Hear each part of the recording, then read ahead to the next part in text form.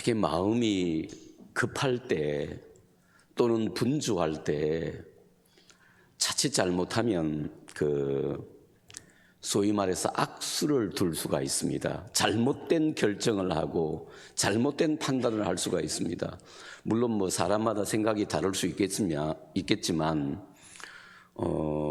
지금도 우리는 윤 대통령이 왜 느닷없이 비상계엄을 단행했는지, 그래서 그가 감옥에 되었는지 그 정확한 이유를 사실은 알기가 어렵습니다. 그러니까 그 마음속에 뭔가 부담이 있긴 있었겠죠. 그러니까 마찬가지로 우리도요, 마음에 뭔가 부담이 있으면, 마음이 굉장히 이게 부대끼면 정말 말도 안 되는 결정을 할 수가 있어요. 오늘 다윗을 통해서 우리가 이것 한번 볼 수 있는데, 다윗이 사울의 추적을 피해서 계속 도망 다니지 않습니까? 그러니까 10년 동안이나 이렇게 도망을 다니니까 이게 보통 힘들고 고달픈 삶이 아니란 말이에요. 여러분, 이스라엘 땅덩어리가 그렇게 넓지 않습니다. 그 좁은 곳에서 왕이 지금은 사람 많이 사니까 어디 구석에 숨어 있으면 못 찾아요. 그런데 다 이제 왕이 3,000명을 데리고 쫓아다니는데 그거 어떻게 못 찾겠습니까? 그런데 하나님께서 이렇게 보호해 주셔서 이제 도망을 다니는데 다윗으로는 너무 피곤한 거예요. 너무 힘든 거예요. 그래서 오늘 말씀은 블레셋으로 망명합니다, 다윗이. 그러나 답을 말씀드리면 다윗은 사울에게 쫓겨 도망 다닌다 할지라도 하나님의 보호하심을 믿고 이스라엘 경내에 있어야 합니다. 그런데 그는 더 이상 견디질 못하고 블레셋으로 정치적인 망명을 떠나게 되는 것입니다. 자, 먼저 인간적인 결정. 우리 본문이 우리 1절, 2절 본문 아닙니다만 앞에 1절, 2절 함께 읽어보도록 하겠습니다. 27장 1절, 2절 시작. 다윗이 그 마음에 생각하기를 내가 후일에는 사울의 손에 붙잡히리니 블레셋 사람들의 땅으로 피하여 들어가는 것이 좋으리로다. 사울이 이스라엘 온 영토 내에서 다시 나를 찾다가 단념하리니 내가 그의 손에서 벗어나리라 하고 다윗이 일어나 함께 있는 사람 600명과 더불어 가드왕 마옥의 아들 아기스에게로 건너가니라. 아마 다윗이 너무 힘들어서 그렇게 했겠지요. 우리가 다윗의 이 입장이나 처지를 이해하지 못하는 것은 아닙니다. 너무 마음이 힘들고 고달파서 이스라엘 땅에 있다가는 이건 언제 잡혀 죽을지 모른다, 그렇게 판단돼서 넘어갔겠지만 이거 악수입니다. 잘못된 수를 둔 거예요. 이건 뭐냐? 기도하지 않고 인간적으로 결정했다는 거예요. 실제로 예를 들어 우리가 외출할 때 이 옷을 입고 나갈까 저 옷을 입고 나갈까, 그런 것은 크게 이제 잘못되지 않습니다. 그런데 어떤 중요한 문제에 있어서는 악수를 둘 때, 잘못된 결정을 할 때 이거는 큰 사달이 납니다. 다윗이 기도도 하지 않았습니다. 인간적으로 결정하게 되는데 원인은 뭐냐? 너무 힘들었어요. 너무 힘들어서 못하겠다는 거예요. 회사 다니는 사람도 그런 사람이 있을 거야. 너무 힘들어서 못하겠다. 상사의 구박 때문에 나 더 이상 하루도 못 버티겠다. 그래서 정말 사표를 써댕기고 말입니다. 넣어댕기고 이 마음이 그럴 때가 있을 거예요. 근데 너무 급한 마음에 악수를 두면 그 뒷감당을 못해요. 기분 좋게 한다고 사인해버리면 여러분, 다른 사람 보증까지 사인해버리면 다 떠나돼요. 조심해야 됩니다. 근데 참 희한한 것은 말이죠, 우리가 인간적인 결정을 하면 그게 반드시 후유증이 있다는 거예요. 작은 문제 같으면 괜찮은데요, 인간적인 결정을 하면 반드시 후유증이 남아요. 사실 이게 이제 다윗이 한 10년 동안 사울에게 쫓겨다니다가 이제 그 사무엘상 21장에 보면 그때도 사실 블레셋으로 한번 망명합니다. 그때 여러분 기억나시는지 모르겠습니다만 저 사람 다윗, 사울은 천천히요 다윗은 만만이라고 하던 그 사람 아니냐고. 그 사람 다시 우리 목을 따고 자기 주인에게로, 사울에게로 돌아가면 어떻게 하느냐고. 그래서 막 부하들이 이렇게 할 때 다윗이 어떻게 했습니까? 침을 수염에 흘리면서 미친 채 하고 했어요. 그래서 쫓겨났거든요. 그렇게 곤경을 한번 치렀어요. 그리고 모압 땅으로도 한번 망명 가기도 하고 이렇게 했는데 또 그런단 말이에요. 이게 참 어려운 문제입니다. 지금 내가 이제 사실요, 다윗 입장에서는 이럴 수밖에 없는 이유도 있어요. 내가 지금 당장 죽게 생겼다니까요. 당장 죽겠거든요. 당장 마음이 너무 급해서 어떻게 할 도리가 없으니까 인간적으로 결정해서 낭패를 본 겁니다.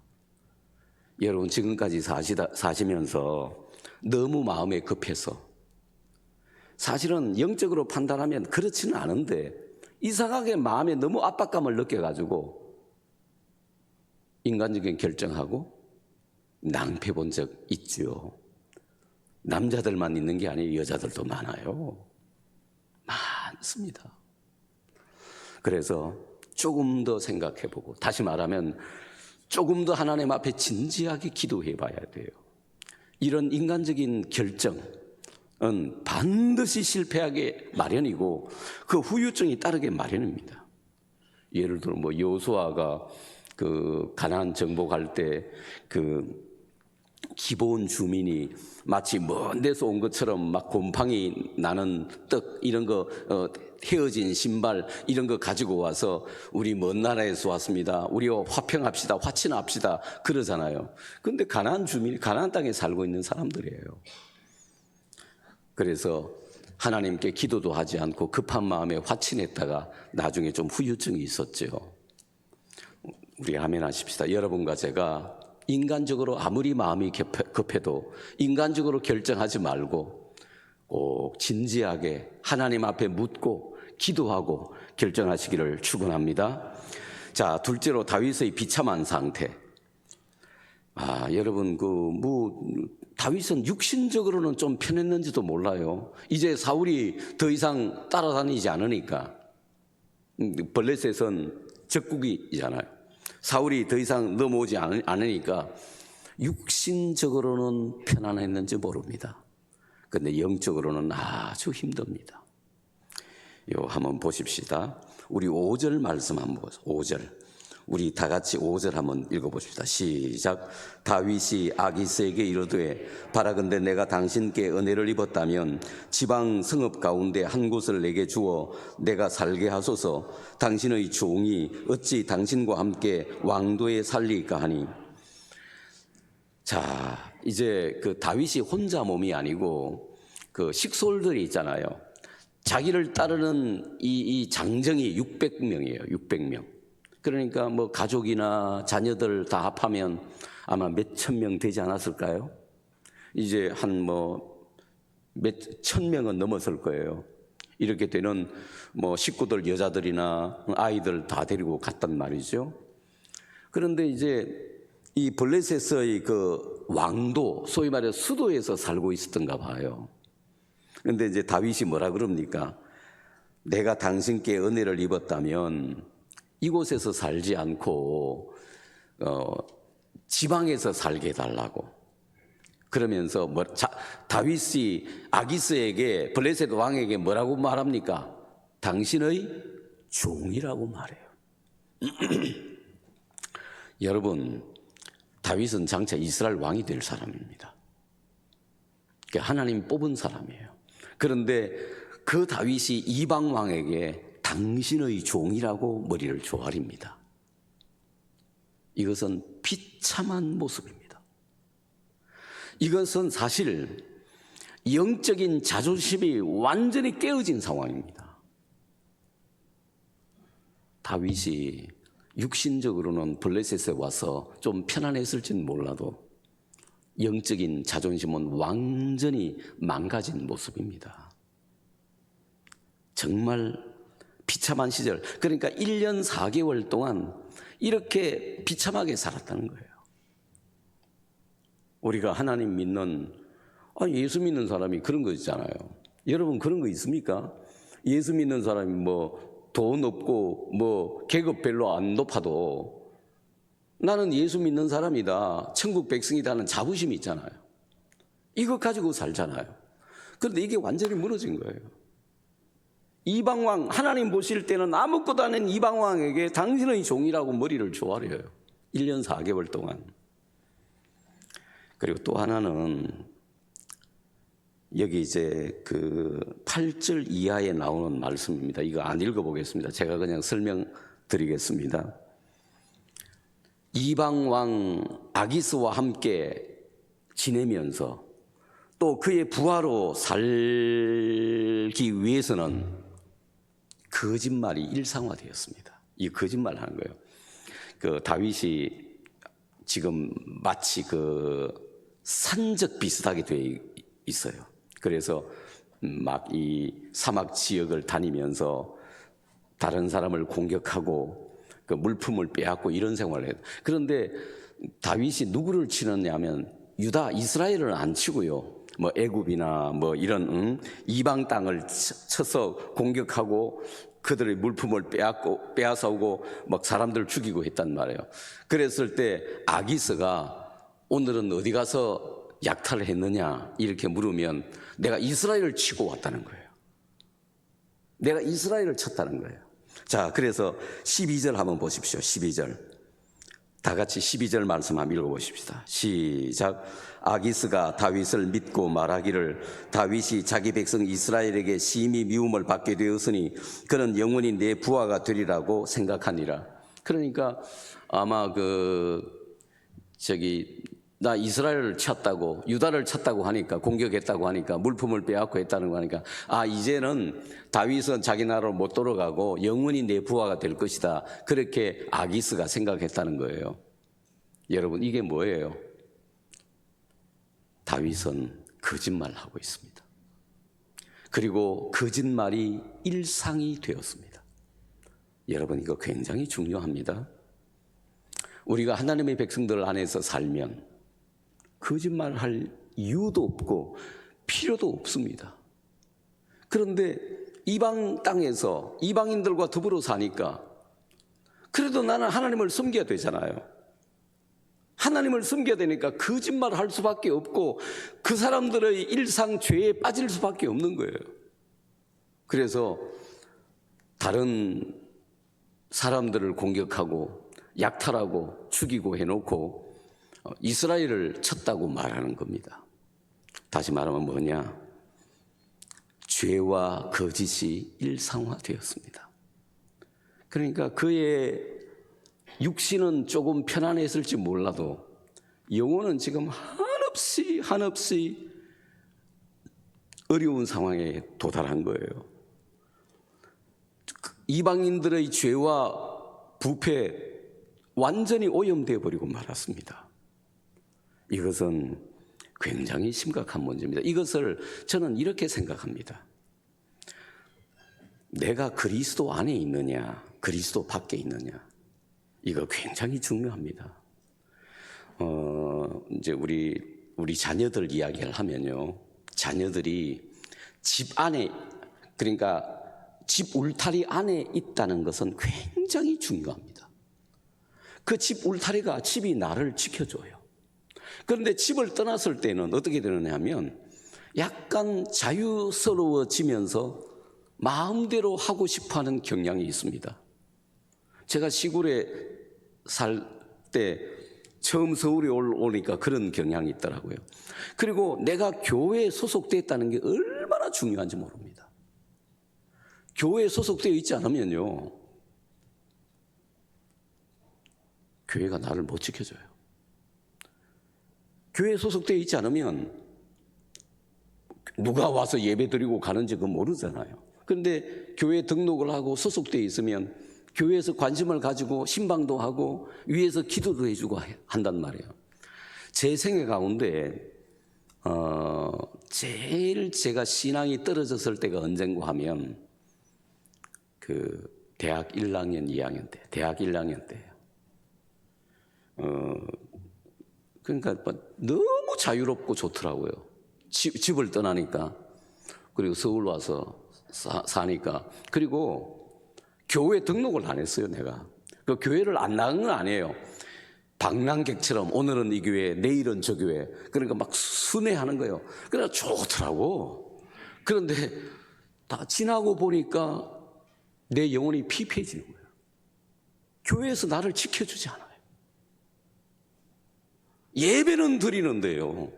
그래서 여러분, 내가 집 울타리 안에 있다는 것, 내가 교회 안에 있다는 것, 여러분 이게 얼마나 큰 축복인지 압니까?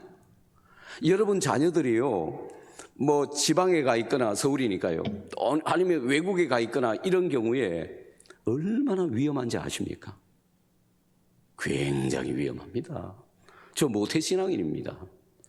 그런데 너무 그 구속된 속박 속에서 이게 살다 보니까 풀려져 가지고 막 이게 모가지 메고 있던 줄이 풀려 가지고 내 마음대로 산 거예요. 교회는 다녔습니다만 신앙은 행편없었습니다. 완전히 바닥이었습니다.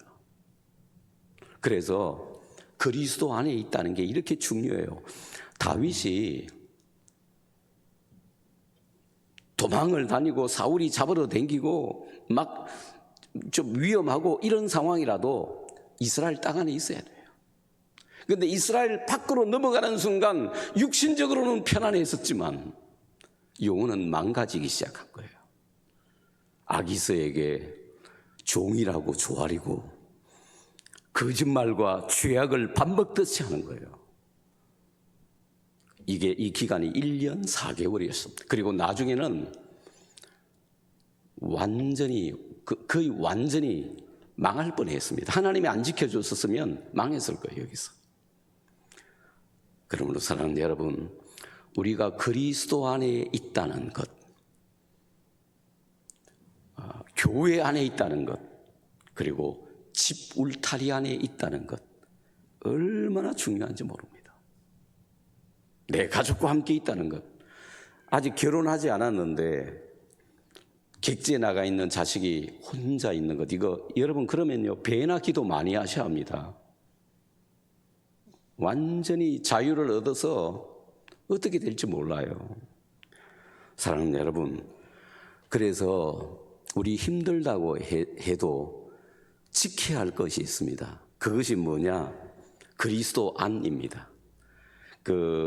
바울 서신에 아마 가장 많이 나오는 말씀일걸요.